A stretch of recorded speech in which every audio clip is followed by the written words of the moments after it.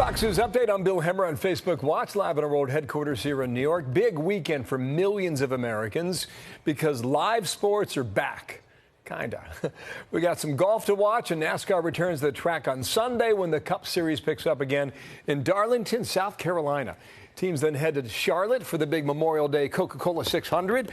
Races are scheduled across the Southeast, all without a single fan inside the track. From the Fox Business Network, Grady Trimble joins us now with more on this. Grady, how's this going to go down? Hello to you.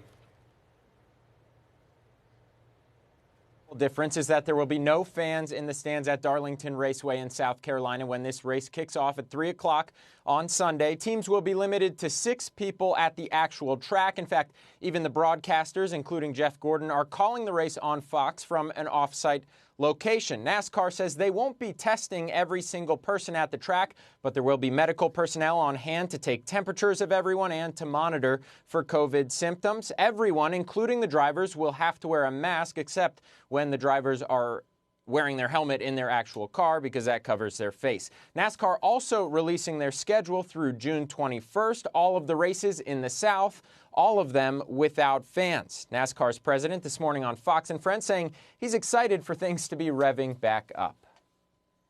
Really excited to be back. It's going to be different for sure because there won't be fans. But and a 10-week hiatus is something that we've never had in our history as well. But really excited to be back. And shifting gears to golf, PGA Tour golf doesn't officially return until mid-June, but there is a skins golf match for charity this weekend between Rory McIlroy, Ricky Fowler, and a couple of others. Those golfers will be tested. They won't have to wear masks on the course, but there also will be no fans and no caddies. The golfers will actually have to carry their own clubs to keep social distancing and to avoid cross-contamination. But, Bill, the first 2 sporting events live on television in 2 months. I know a lot of people will be watching just because they're starving for sports content and to see what social distancing looks like in pro sports. Have mercy. It's back. Grady, thank you so much for that. Nice to see you. Grady Trimble. Nearly a dozen states loosening restrictions today. Hair salons, barbershops, and gyms getting the green light to reopen in several states. Some governors are allowing bars and restaurants to reopen with new rules. In Ohio, only outside dining is allowed for now. Some folks in the Northeast will be able to go to the beach on Memorial Day weekend. Next weekend, the New York Governor, Andrew Cuomo, saying he reached a deal with New Jersey and Connecticut and Delaware to reopen beaches with restrictions, including no group sports and 50% capacity. We'll see how that turns out. President Trump, meanwhile, laying out his goals for Operation Warp Speed today at the White House. That's the government's effort to speed up development of a coronavirus vaccine. Another essential pillar of our strategy to keep America open is the development of effective treatments and vaccines as quickly as possible.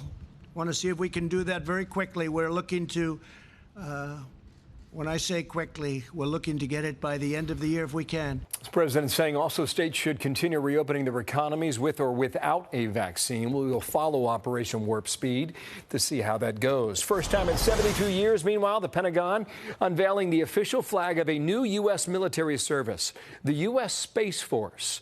The flag derived from the branch's seal, which features 2 constellations in outer space.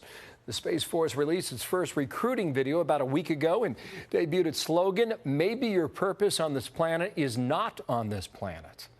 How about that? The Air Force Secretary is saying there's been an avalanche of applicants already.